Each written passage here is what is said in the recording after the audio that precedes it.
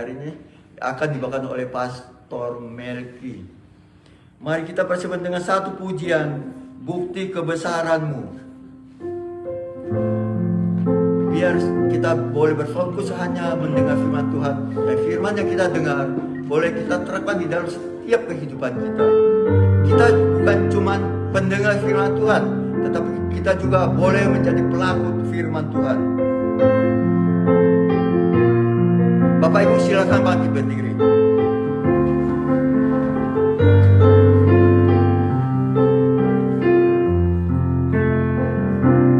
Hidupku menggenapi firman-Mu,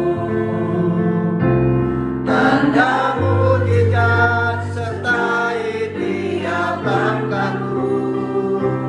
Kau bersamaku di dalamku, jadi bukti kebesaran-Mu.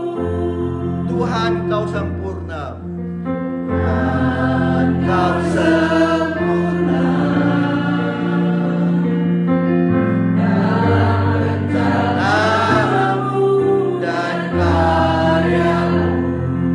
Ku serahkan hidupku, serahkan hidupku, murnikan dengan Roh-Mu. Tuhan, Kau sempurna.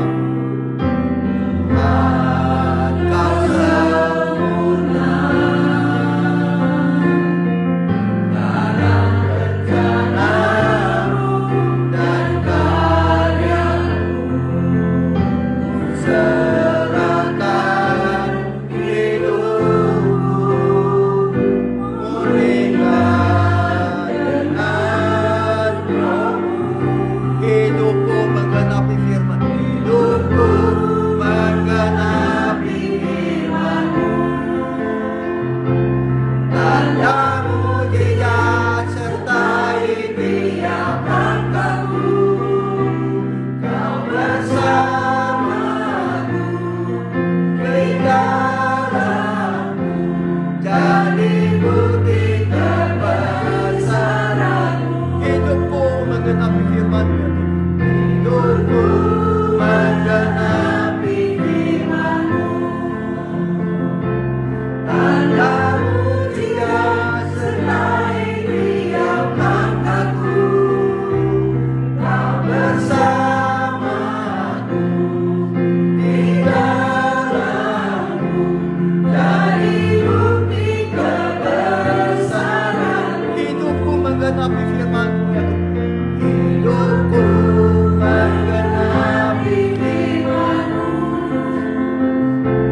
tanda mujizat sertai tiap langkahku. Kau bersamaku di dalamku, jadi bukti kebesaran-Mu.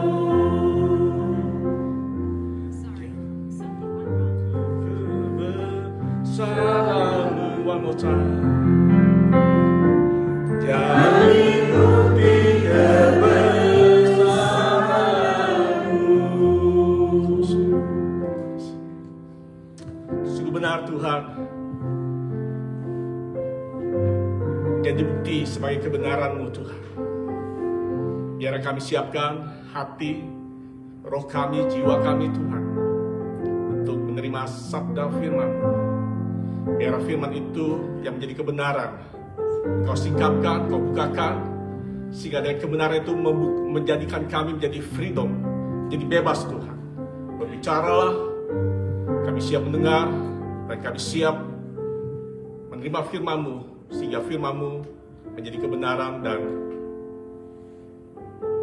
bertumbuh berlipat kali ganda Tuhan, 30, 60, 100 kali lipat. Dalam nama Yesus kami siap mendengar. Haleluya. Amin. Amin.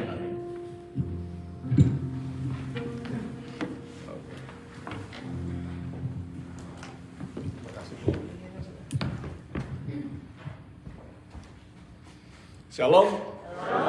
Salam kenal semuanya. Ya, saya Melkisedek. Oh, ada di situ. Kamu juga ya? Beda. Sekarang ada jenggot. Oke. Ya, saya pastor di Allentown dari Whitehall Mennonite Church, dan saya punya 1 istri, 3 anak, jangan sampai 3 istri 2 anak, ya 1 istri 3 anak dan 1 cucu. Gitu. Saya mau sharing firman tentang judulnya rahasia. Apa judulnya? Rahasia. Mau tahu? Tapi rahasia. Judulnya rahasia. Nah, saya biasa jalan-jalan sih tapi ya oke. Apa yang kita dengar itu menentukan hidup kita, setuju? Nah, ini kita ibadah, saya mau walaupun Mennonite, saya juga Mennonite. Ya, saya ada di Whitehall dari American dan Burmese. Saya punya jemaatnya. Tapi saya mau kasih tahu bahwa kita beribadah, sebenarnya bukan beribadah saja. Saya mau katakan bahwa kita ini adalah makhluk roh. Jadi yang sebenarnya Melki itu bukannya pikirannya Melki. Yang namanya Melki bukannya kehendaknya Melki. Yang namanya Melki itu bukannya imajinasinya Melki. Yang namanya Melki itu bukannya memorinya Melki. Tapi yang namanya Melki itu adalah rohnya. Karena kita manusia adalah tubuh, jiwa, dan pinter. Nanti ambil sepedanya ya. Ya. Kita ini terdiri tubuh, jiwa, dan roh. Tetapi yang sesungguhnya kita adalah manusia roh. Katakan amin. Nah, saya mau semuanya aktif. Saya tidak berkhotbah di kuburan. Saya berkhotbah di gereja. Saya pastikan itu. Tapi di kuburan pun tetap ya ada suara-suaranya. Nah, kita adalah manusia roh. Nah, sebab itu apa yang kita dengar, siapa yang kita dengar, dan bagaimana kita mendengar itu menentukan hidup kita. Setuju? Sebab kalau kita setiap hari mendengar gosip, maka kita jadi penggosip, betul? Kalau kita mendengar orang menggerutu terus setiap hari, maka lambat laun kita akan menjadi penggerutu. Ada pepatah Indonesia bilang bahwa jangan berteman dengan tukang ikan, nanti bau ikan. Puji Tuhan saya nggak pernah main di tempat jualan ikan. Tapi saya mau katakan bahwa apa yang kita dengar itu menentukan. Nah, ada satu kejadian, ini baru prolog nih, baru prolog ya. Jadi ada satu cerita dalam firman Tuhan di mana yang namanya pasti sudah tahu tentang namanya Goliat dan Daud. Betul? Pernah tahu? Ada yang nggak tahu? Sini ada yang baru pertama kali ke gereja? Nggak ada ya? Haleluya, puji Tuhan. Jadi semuanya udah ke gereja semua. Jadi tahu semuanya. Nah, Goliat dan Daud. Nah, ada satu acara pada waktu itu. Kalau saya bilang, saya sebut namanya KKR. Tapi KKR-nya bukannya kebaktian kebangunan rohani. Tapi apa? KKR ini kebaktian ketakutan rohani. Kenapa? Karena Goliat selama 40 hari. Dikatakan bahwa pagi dan petang dia berkhotbah. Mengintimidasi para tentara Israel beserta Raja Saul. Selama 80 session. Kalau dikatakan KKR, ini KKR lama mungkin 40 hari. Jadi terus dia mendengar diintimidasi. Dan orang Israel, tentara Israel berikut Saul mendengar intimidasi itu. Sehingga apa? Sehingga timbul rasa takut dalam hidup mereka. Takut kepada Goliat, padahal hanya seorang Goliat. Tapi ketika Daud datang, dia dari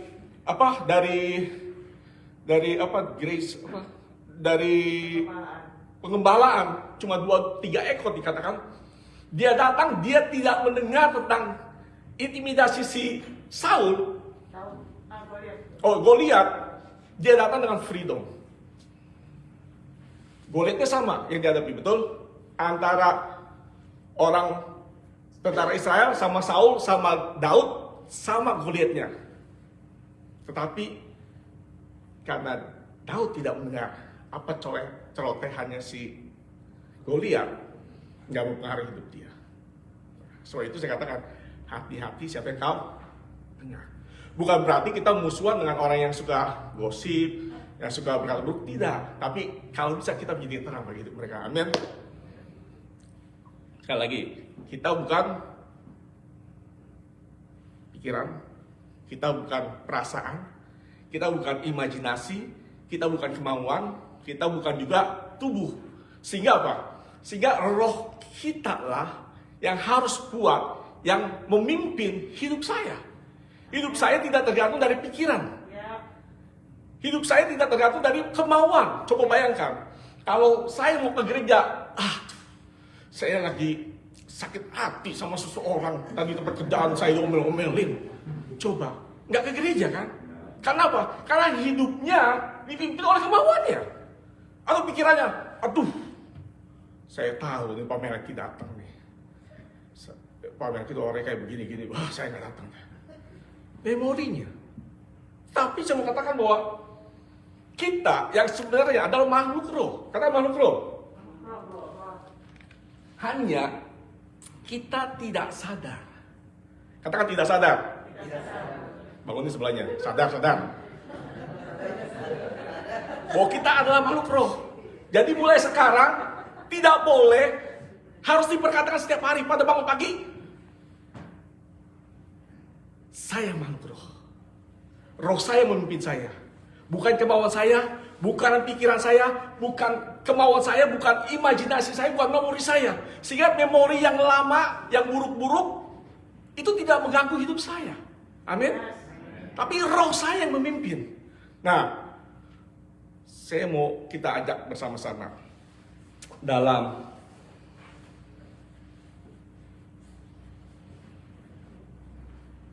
tadi judulnya apa?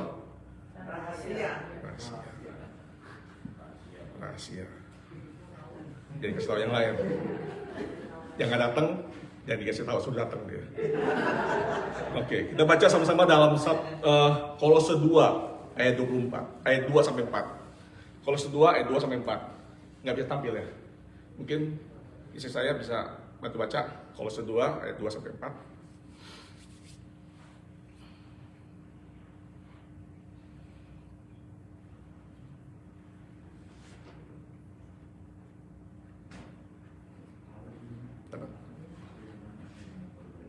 Atau siapa yang dapat duluan boleh Kolose 2 ayat 2 sampai 4. Ya.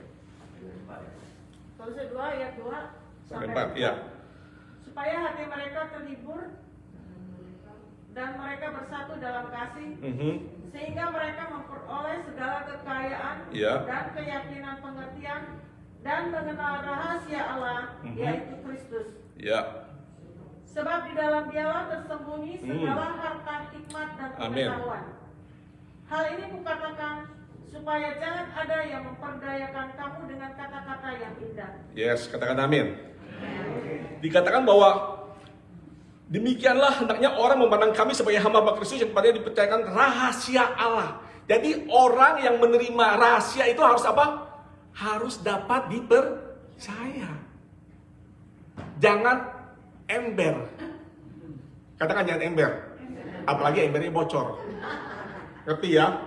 Ini hanya orang Indonesia yang ngerti. Kalau orang bule nggak ngerti. Makanya saya nggak bisa khotbah ini di orang bule. Apa ember? Wah, ember Beckett.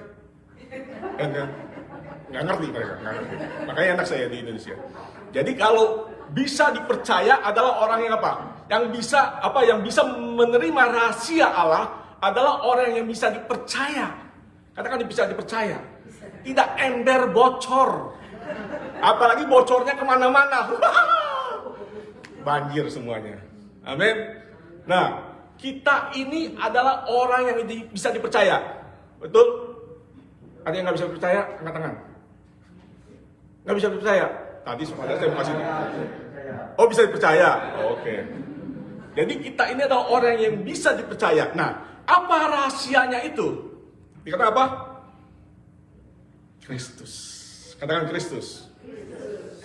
Kristus. mengenal, ayat yang keduanya, mengenal rahasia Allah yaitu Kristus. Jadi Kristus itu adalah rahasia Allah. Kenapa? Karena kalau iblis tahu bahwa Kristus itu mati bangkit dan merebut kunci Allah maut, iblis mungkin tidak akan menyalibkan Yesus. Firman Tuhan berkata demikian. Kalau penguasa gelap tahu bahwa Yesus akan mematahkan kuasa maut, dia tidak akan menyalibkan. Nanti baca dalam Ibrani. PR. Kasih PR kan? Saya kasih PR. Nggak tahu kapan diperiksanya. Pokoknya saya kasih PR.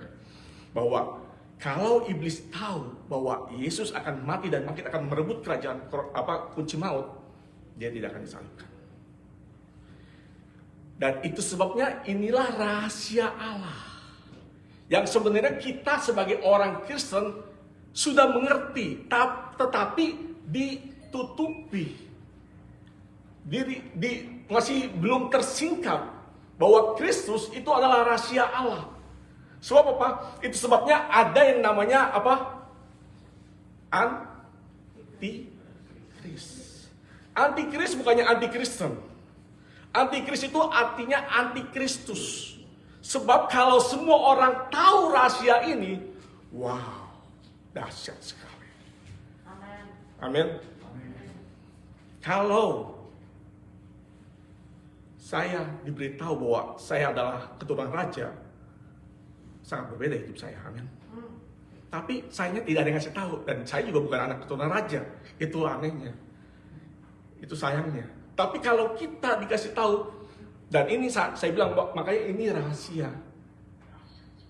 Dan beruntung, berbahagia kalau yang mendengar rahasia ini. Karena ini tidak semua orang bisa mendengar, bisa mengerti bahwa Kristus itu adalah rahasia Allah. Kenapa rahasia Allah? Coba baca dalam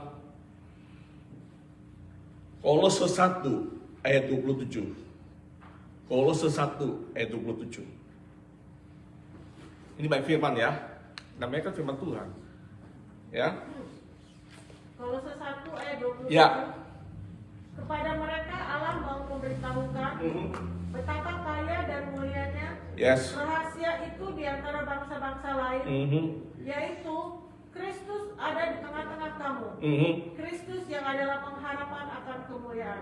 Ya, itu dalam bahasa Indonesia di tengah-tengah kamu, tapi sebenarnya dalam bahasa Inggris coba Mam. Dalam NIV-nya.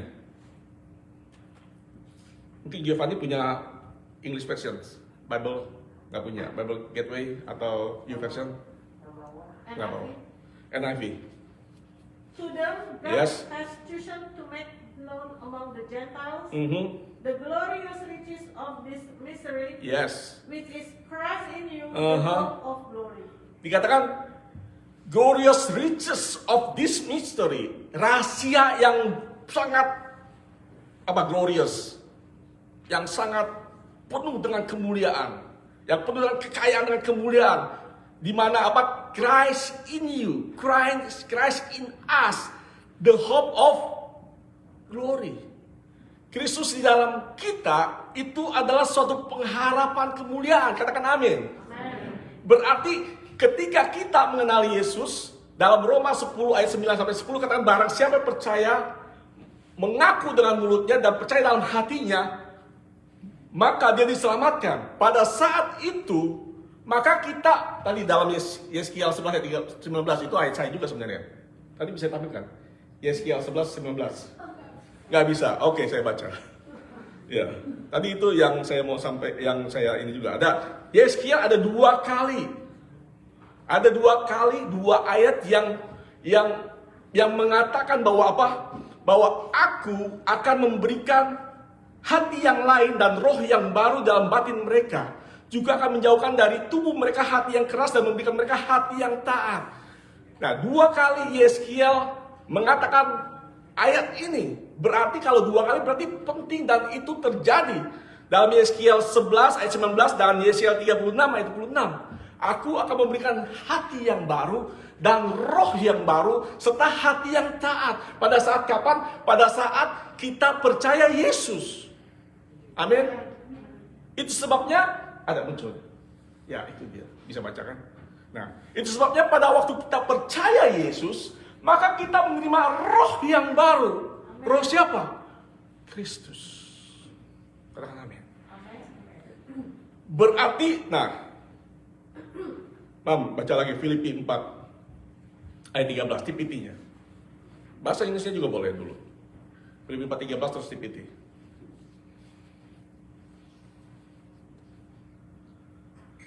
Segala perkara dapat kutanggung di dalam Dia yang memberi kekuatan kepadaku.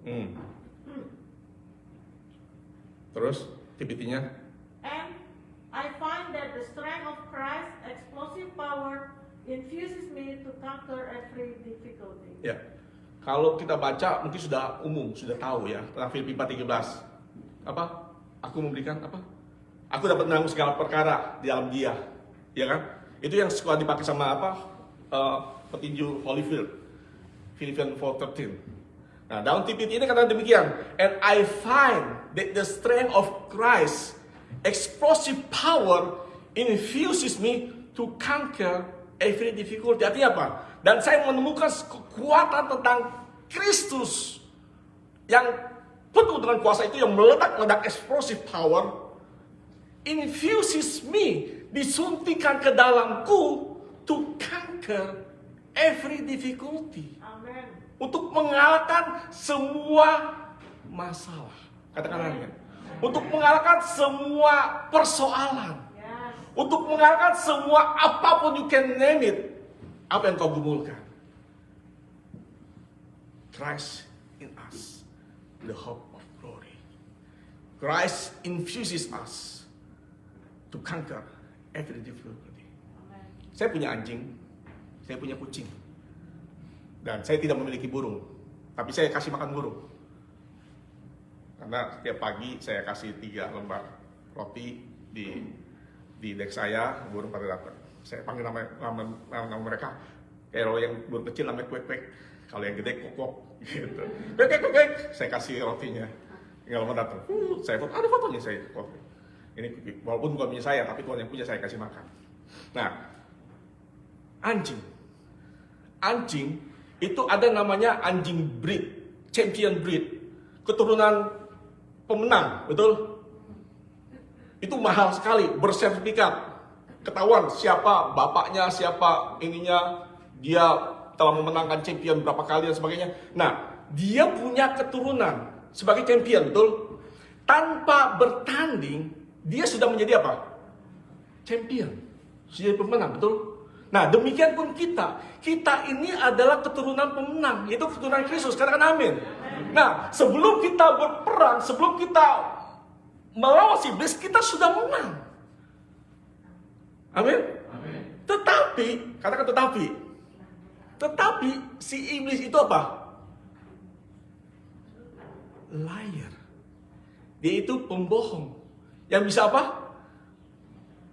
Mencuri, membunuh, dan membinasakan. Itu tugasnya dia. Itu sebabnya ketika firman Tuhan disampaikan, dan saya mengucap syukur, sini nggak ada yang tidur. Kalau ada itu saya teriak. Dan ketika firman Tuhan disampaikan, kebenaran disampaikan. Nah, pada saat kebenaran firman Tuhan disampaikan, itu sebenarnya memerdekakan hidup kita. Amin. Hanya iblis tidak mau itu terjadi. Iblis tidak mau sadar bahwa kita punya Kristus. Iblis tidak mau kita sadar bahwa kita ini keturunan Kristus. Itu sebabnya dalam Kisah Rasul dikatakan bahwa barang siapa yang percaya Kristus disebut namanya Kristen di Antioquia. Itu pertama kali disebut sebagai Kristen. Tapi sebenarnya itu cuma ejekan. Kayak orang kita di Indonesia, Kristen, pendeta bahwa kita gereja, pendeta. Itu cuma ejekan sebenarnya. Tapi itu sebenarnya bahwa itu mencerminkan bahwa kita menjadi serupa dengan Kristus. Saya katakan bahwa tujuan hidup kita di dunia, saya pernah tanya sama orang, Apa menurut kamu hidup ini bagaimana? Ya, hidup ini cuma ngisi hidup lah selama kita hidup di dunia. Oh ya, ya kita buat baik, kasih amal dan sebagainya, supaya Tuhan terima saya nanti kalau pas mati. Saya bilang, wow, kasihan sekali. Berarti dia hidup hanya untuk menunggu dia mati. Wah, kasihan deh lu. Tetapi kita hidup itu untuk apa? Sama seperti Kristus. Katakan amin. Kita hidup tidak untuk menjadi kaya. Tidak salah untuk menjadi kaya. Saya juga senang jadi kaya. Jadi nggak repot ya cari duit. Nggak juga. Kalau orang kaya punya duit juga tetap cari duit ya Bu ya. Tetap. Saya punya teman orang kaya tetap dia cari duit juga. Jadi nggak masalah. Mau kaya, mau miskin tetap kita cari duit. Karena kita harus bayar bill. Betul? Apalagi ini bapak-bapak ibu semua nggak ada anak-anak. Cuma Giovanni doang yang belum nikah ya. Ya, udah menikah? Belum kan? Nah, cuma Giovanni doang yang belum menikah. Ya. Jadi semua orang harus punya bill, harus bayar. Setiap orang harus bekerja. Tetapi tujuan hidup kita tidak hanya untuk bekerja dan bekerja. Sebab apa? Sebab kalau bekerja terus bangun pagi, lalu kerja lagi. Tapi ingat, ini overtime, giat lagi. Akhirnya hidup kita cuma hanya dikendalikan oleh pekerjaan yang overtime. Bersemangat, betul? Tidak, katakan tidak. Tidak, gitu. Bilang tidak. Hidup saya tidak mau dikontrol oleh kehidupan seperti itu. Tetapi hidup kita adalah apa? Menjadi serupa dengan Kristus. Itu sebabnya kita menjadi orang Kristen. Kalau untuk menjadi baik, saya mau katakan, orang di luar sana banyak lebih baik. Kalau orang Kristen malah lebih jahat daripada orang. Saya kasih tahu rahasia kedua ini dia. Ya. Hah? Apa Bu? Kira sih Bu, betul-betul. Oh, berarti ada pengalaman. Tapi nggak ngomong gitu Bu, nggak ngomong Bu. Ya. Jadi itulah kehidupan kita. Bahwa tujuan hidup kita adalah menjadi serupa dengan Kristus. Apa serupa dengan Kristus? Saya katakan serupa dengan Kristus bukannya kita melakukan seperti yang apa Yesus lakukan. Membuat mukjizat 5 roti 2 ikan. Tidak. Berjalan di atas air. Tidak. Bukan itu. Tetapi apa? Karakternya. Nature-nya Kristus. Itulah yang menjadi serupa dengan Kristus. Bagaimana bisa menjadi serupa dengan Kristus? Kita harus punya awareness bahwa kita adalah keturunan Kristus. Kita punya DNA Kristus. Kita ada keturunan sebagai champion. Katakan amin. Amin. Jadi jangan lembek lagi ya. Jangan lembek lagi. Katakan jangan lembek. Dodol lembek boleh. Kue Cina boleh lembek. Tapi hidup jangan lembek. Amin.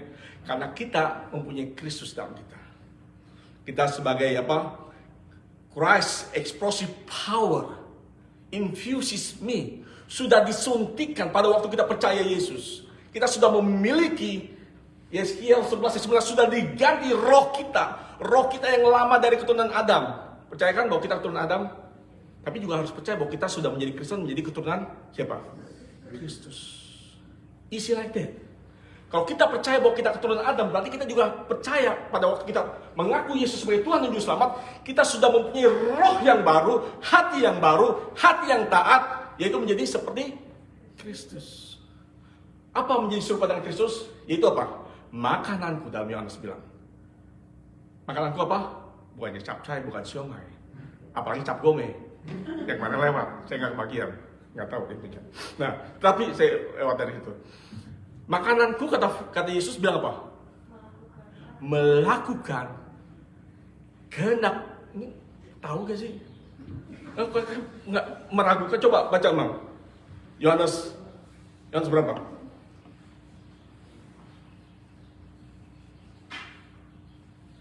Saya nggak ngomong soal ini nih. Makananku.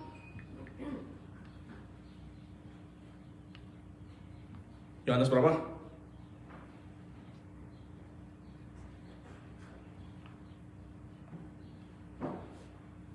Ada yang ketemu? Makananku adalah melakukan kehendak Bapa. Yohanes 4 ayat 34. Giovanni, saya mau dengar suara kamu, coba baca.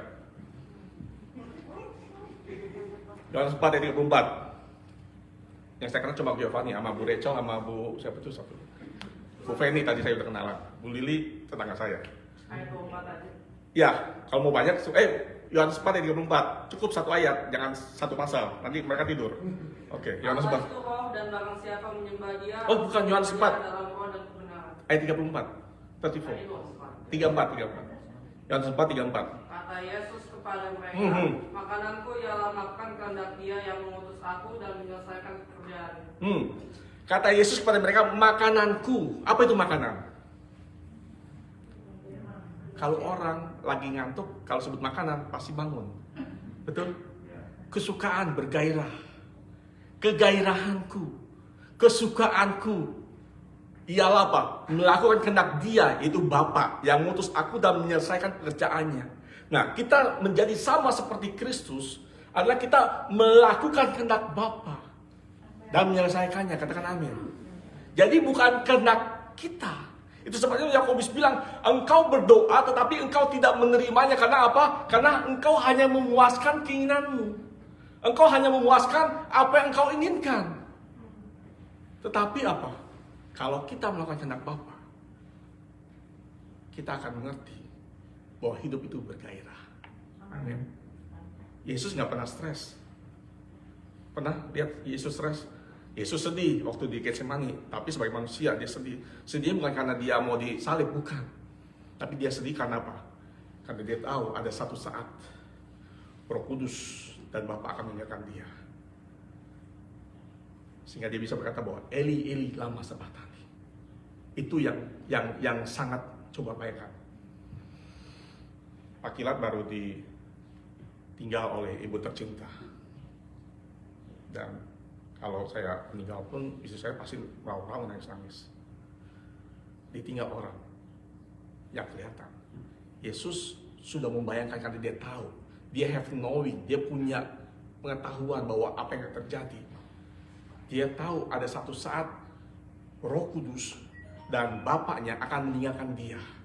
Sehingga dia merasa sendiri. Dia sekali salib. Bukan karena disalibnya dia takut, bukan. Tapi ada satu saat dia berkata, Eli, Eli, lama sabachthani. Itu yang ditakutkan. Nah, gimana saya tadi? Apa? Sedih. Oh iya, makananku melakukan kehendak Bapa yang besar. Yesus tidak pernah stres, karena dia tidak pernah stres. Kalau kita masih stres, masih takut menghadapi kehidupan ini, berarti kita nggak sadar tentang ada Kristus dalam hidup kita. Amin. Kalau kita masih khawatir, saya mau katakan, khawatir itu bukannya hanya dialami oleh jemaat. Pendeta pun bisa khawatir. Katakan amin.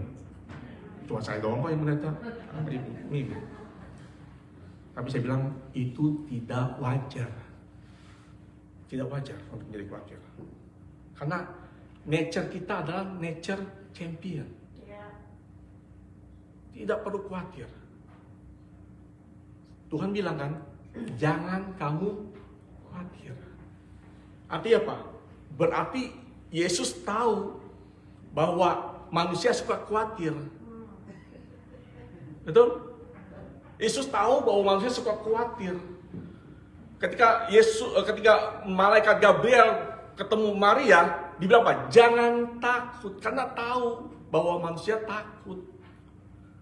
Itu sebabnya diingatkan jangan khawatir dan jangan takut. Bahwa kita sejak Yesus mati di kayu salib, bangkit dan mencurahkan Roh Kudusnya. Dan pada saat kita percaya Yesus, kita mempunyai roh yang baru, hati yang baru, sebagai roh pemenang. Katakan pemenang. Apa tadi judulnya yang itu bangkit? Bangkit apa? Bangkit, dipulihkan, bangkit perkasa. Dipulihkan, bangkit dan perkasa. Hanya orang yang pemenang yang bisa perkasa, betul? Itu udah bagus slogannya. Bangkit, dipulihkan, dan perkasa. Bagaimana bisa bangkit? Harus sadar bahwa kita manusia roh. Tubuh boleh lemah. Pikiran kadang-kadang suka mengganggu. Waduh, udah sebentar lagi akhir bulan mesti bayar rental lagi, kerjaan sepi, dipanggil cuma sekali-sekali. Waduh, bagaimana nih? Ingat, pikiran kadang-kala mengganggu, pikiran kadang-kala bermain-main. So itu harus kita awareness pada roh kita bilang bahwa yes, saya harus bangkit. Saya tetap harus bersuka cita. Tuhan akan mencukupkan segala apa yang dibutuhkan. Sebab namanya adalah Jehovah Jireh. Dia mencukupi. Amin. Saya juga manusia. Saya tinggal di Amerika. Kalau nggak kerja, nggak dapat duit. Karena duit nggak mungkin datang dari langit. Kalau duit datang dari langit itu namanya duit palsu. Oh iya, di surga nggak ada pencetakan uang negara, nggak ada. Kalau uang datang dari surga, turun dari surga, seperti itu uang palsu. Karena di surga nggak ada pencetakan uang. Nah, jadi saya mau ingatkan bahwa rahasia itu tentang Kristus. Dan inilah yang akan menjadi apa? Menjadi permainannya si iblis untuk mengganggu kita supaya kita jangan awareness bahwa Kristus di dalam kita itu adalah kuasa yang explosive power yang akan memberikan kita kekuatan untuk kita bisa menang. Amin. Kenapa kita harus hidup? Apa hidup itu? Filipi 1 ayat 21. Saya akan tutup. Filipi 1 ayat 21. Yang sudah dapat boleh. Jangan malu bawa Alkitab, karena Alkitab sekarang nggak perlu yang besar-besar, cuma di handphone. Tapi waktu di ibadah jangan ngeliatin handphone. Saya bisa curiga kalau ngeliatin terus. Karena saya cuma nyampaikan firman, cuma sekali-sekali. Dia terus dari mulai ibadah sampai ngeliatin handphone. Wah, dia lagi bukan, dari WA. Ya, jadi semua ada di handphone. Filipi 1 ayat 21. Amin. Karena bagiku apa? Tidak dikatakan bahwa karena bagiku hidup untuk Kristus. No. Karena apa? Karena bagiku hidup adalah Kristus. Dan mati adalah keuntungan. Hidup adalah Kristus. Hidup yang kuhidupi sekarang adalah hidup Kristus. Bukannya untuk Kristus. Kita seringkali salah bahwa hidup untuk Kristus, hidup untuk Tuhan. No, hidup adalah Kristus. Kalau saya tanya, Tuhan ditempatkan di mana prioritasnya? Yang pertama, kedua, ketiga, bagaimana prioritasnya Tuhan? Yang pertama adalah Tuhan, betul? Yang kedua, Tuhan juga. Ketiga, 1000, Tuhan. Haleluya. Bu, kasih sepeda. Yang kecil aja, Bu. Yang kecil aja, yang kecil. Yang kecil aja, yang kecil. Nah, jadi, prioritas Tuhan tuh tidak ada bisa disamakan dengan prioritas nomor 1, 2, 3, 4. Tidak ada. Tuhan adalah segalanya. Sebab hidup adalah Kristus. Amin. Nah, mati adalah keuntungan. Apa itu maksudnya mati adalah keuntungan? Kalau kita hidupnya 10% untuk Kristus, bukannya untuk Kristus. Hidup kita 10% terisi Kristus, adalah Kristus 10%, maka keuntungannya nih orang Chinese saya hitung pakai cimpo lah. Kalau hidupnya Kristus ada di dalam kita cuma 10%, cuannya cuma 10%. Nah, enak kan dihitung cuan-cuanan. Kalau Kristus di dalam hidup kita cuma 20%, cuannya cuma 20%. Tetapi Paulus mengatakan ini, dia mengatakan bahwa hidup adalah Kristus. Jadi kepenuhan Kristus ada dalam hidupnya Paulus. Sehingga dia bisa berkata bahwa mati adalah keuntungan. Karena apa? 100% hidupku adalah Kristus. Yes. Amin. Berarti cuannya berapa? 100%. Enak kan? Dapatnya cuannya 100%. Balik 100%. Bahkan bisa berlipat kali ganda. Karena apa? Karena Yesus bilang bahwa engkau dapat melakukan lebih besar daripada apa yang kau lakukan. Yesus bilang gitu loh. Kenapa? Karena Kristus dengan Roh Kudus bekerja sama, firman dan roh itu akan memproduksi sesuatu yang sangat powerful. Saya mau katakan bahwa Kristus telah mengalahkan kuasa maut. Katakan kuasa maut. Jadi maut tidak bisa mengintimidasi kita lagi. Tetapi si jahat, setan masih punya kekuatannya. Kuasanya sudah dikalahkan oleh Yesus di kayu salib. Tetapi dia masih punya kekuatan. Itu sebabnya kekuatannya suka menghantui pikiran kita. Suka menghantui perasaan kita. Suka menghantui emosi kita, kemauan kita, pikiran kita, memori kita, dan sebagainya. Karena dia punya kekuatan. Di dalam firman Tuhan juga dikatakan bahwa musuh kita bukan darah dan daging. Tapi apa? Penguasa-penguasa di udara. Artinya dia punya kekuatan. Kuasa sudah tidak ada. Tetapi kadangkala kita ditipu. Iblis itu adalah ular tua. Katakan ular tua. Ular tua. Apa sih kebanggaannya ular tua? Tetapi karena dibicarakan, diomongin, dia jadi besar kepala. Dalam Wahyu dikatakan bahwa dia berubah menjadi apa? Naga merah besar. Naga besar merah atau naga merah besar. Karena suka diomongin. Makanya jangan suka ngomongin iblis. Kalau ngomongin orang berarti bukan ngomongin iblis. Jangan suka ngomongin iblis. Jangan suka dibesar-besarkan. Antikris itu yang takutkan oleh iblis. Ini ada satu seri lagi tentang itu. Tentang antikris. Kenapa kita dikecohkan oleh antikris dengan vaksin? Ingat dulu tahun lalu, tahun 90-an, barcode PNG. Wah, jangan beli PNG, barcode-nya 6666 sebagainya. Oh, jangan komputer kalau dihitung kok KOM, komputer. Pokoknya Indonesia mah kreatif lah pokoknya. Apa juga bisa dihitung, bisa dicingcoa, bisa dikalkulasi, dimacemin lah. Wah, 6666, jumlahnya 6666. Itu adalah tipu daya iblis, katakan. Ada lagi bilang, wah vaksin itu adalah calon cikal bakal chip jadi antikris. No, itu tipu daya iblis. Itulah yang menjadi utama. Sebab itu jangan dipengaruhi, jangan mau dikecohkan oleh tipu daya iblis. Teman saya kirim, dia selalu mengikuti tentang apa antikris. Wah, vaksin ini Omikron, nanti ada Megatron, ada apa lagi semua, pokoknya Tron gitu. Tronton akhirnya terakhir. Nah, sampai dia bilang ini ada lagi, sampai dia menguasai ekonomi. Dia menciptakan apa? Bannya namanya Omikron gitu. Saya bilang, terlalu jauh, too far untuk bicara soal itu. Antikris adalah apa? Tentang kita dialihkan sehingga kita tidak menyadari bahwa ada Kristus dalam kita.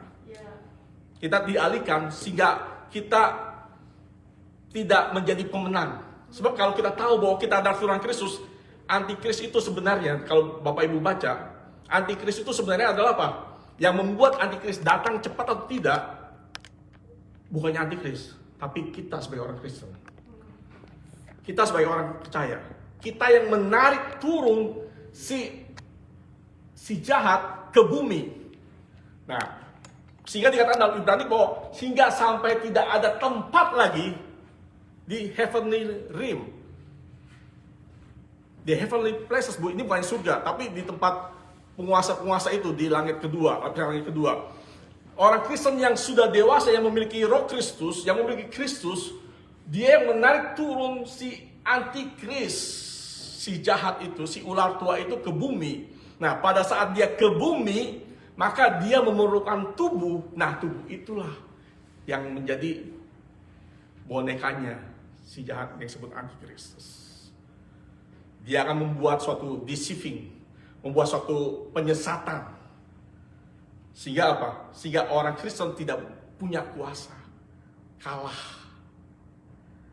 Diintimidasi. Padahal kalau dia tahu rahasianya, bahwa ada Kristus dalam kita. Kenapa disebut Immanuel?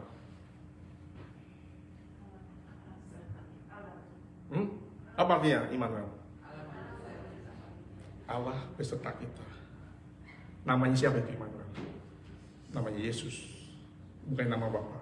Jadi Immanuel itu bukannya Allah beserta kita, Bapa kita yang di surga, yang di sana bukan. Tapi Kristus, kehidupan Yesus yang ada dalam hidup kita.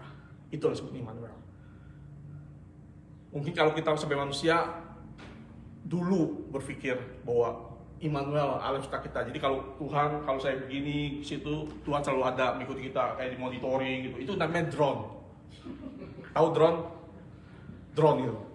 Ikutin gitu. Itu namanya drone, bukannya Tuhan. Tapi Kristus ada dalam kita. Itulah sebenarnya Immanuel. Di mana engkau berada, aku berada, kata Tuhan. Karena ada Kristus. Rahasia. Ingat, ini rahasia berabad-abad yang tidak dibukakan.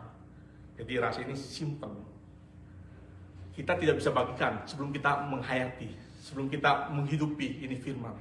Pada saat firman dihidupi, maka itu firman akan menjadi kebenaran. Pada saat kebenaran dibukakan, maka itu akan memfreedomkan kita, akan membebaskan kita. Kita tidak akan bisa bebas kalau kita belum firman itu dibukakan. Kita tahu tentang Filipi 4 ayat 13. Aku dapat melakukan segala perkara dalam Dia yang memberikan kekuatan padaku. Tapi kalau kita tidak mengerti apa yang terkandung dalamnya, karena Kristus dalam kita, the power of Christ. Mari kita berdiri. Haleluya.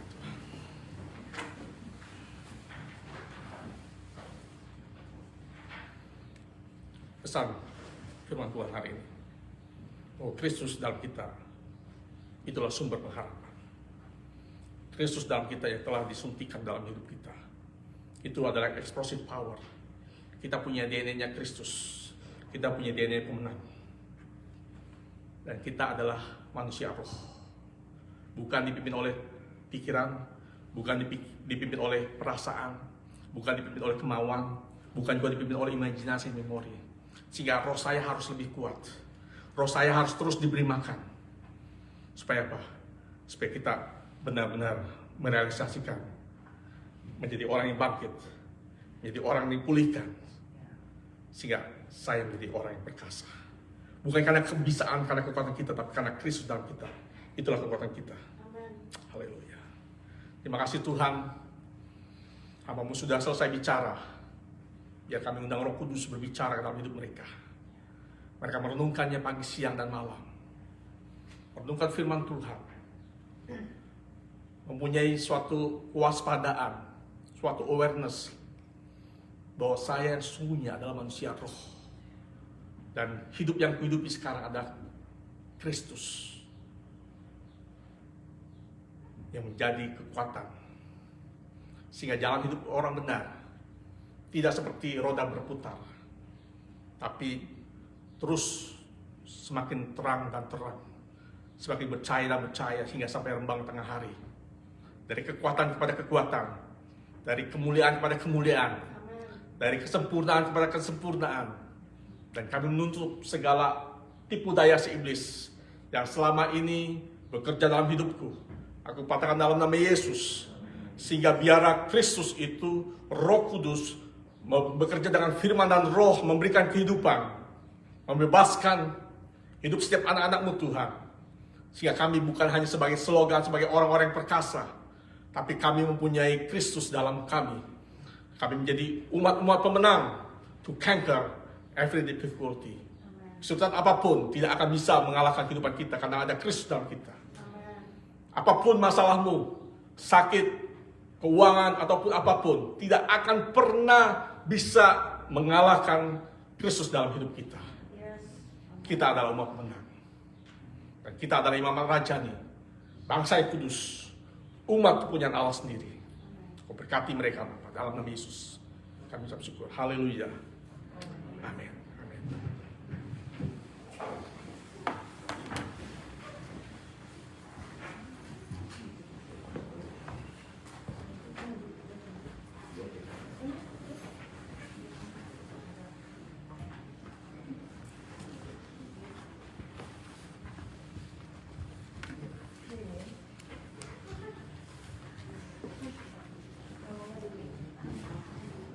Terima kasih kepada Pastor Melkisedek atas firman yang telah disampaikan.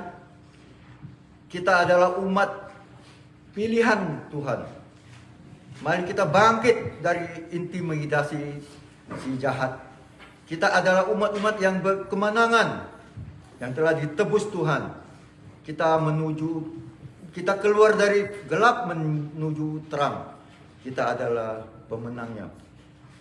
Mari kita bersyukur, kita mari memberikan persembahan pada pagi hari ini. Kita beri persembahan yang terbaik bagi Tuhan. Yang persembahan akan dijalankan oleh saudara Farid dan akan didoa oleh Johan. Mari kita naikkan satu pujian, ku bersyukur Bapa.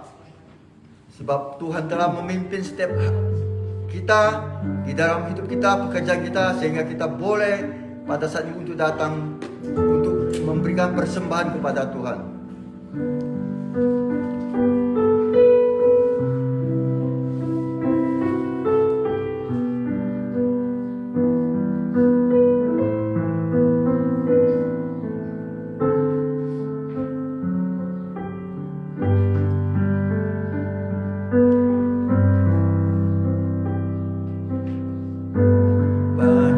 Yang kau perbuat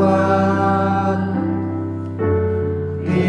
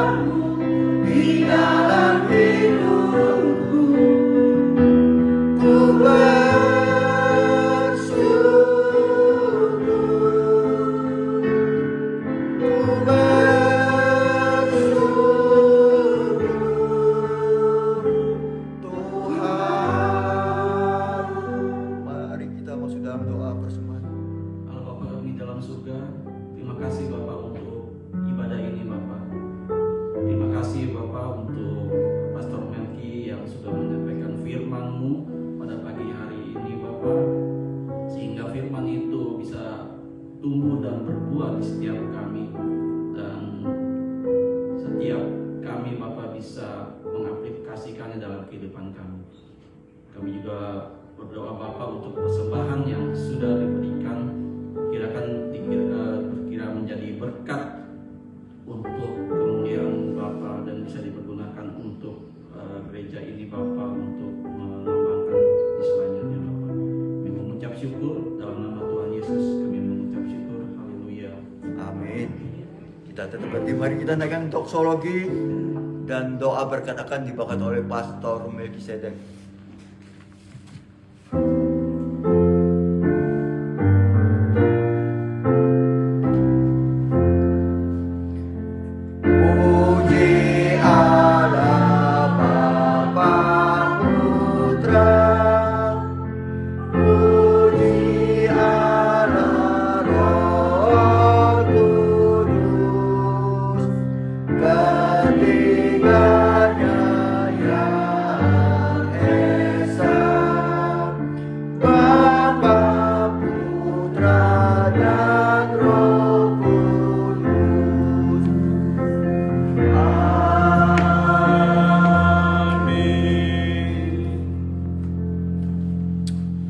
Beginilah firman Tuhan.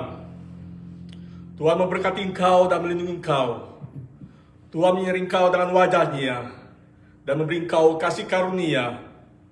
Dan Tuhan memberikan kita kesatuan dalam iman dan pengetahuan yang benar tentang anak Allah, kedewasaan penuh dan tingkat pertumbuhan yang sesuai dengan kepenuhan Kristus, sehingga segala perkara dapat kita tanggung dalam Dia yang memberi kekuatan kepadaku. Di dalam Bapa yang penuh kasih dan anaknya Tuhan Yesus Kristus juru selamat kita, dan di dalam persekutuan yang erat dalam Roh Kudus, mulai sekarang dan sampai selama-lamanya. Tuhan memberkati kita semua. Saya katakan amin.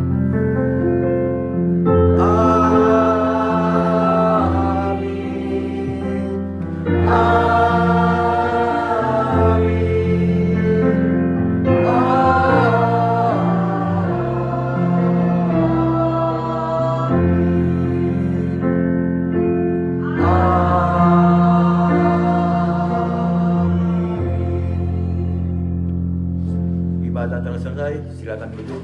Tuhan memberkati.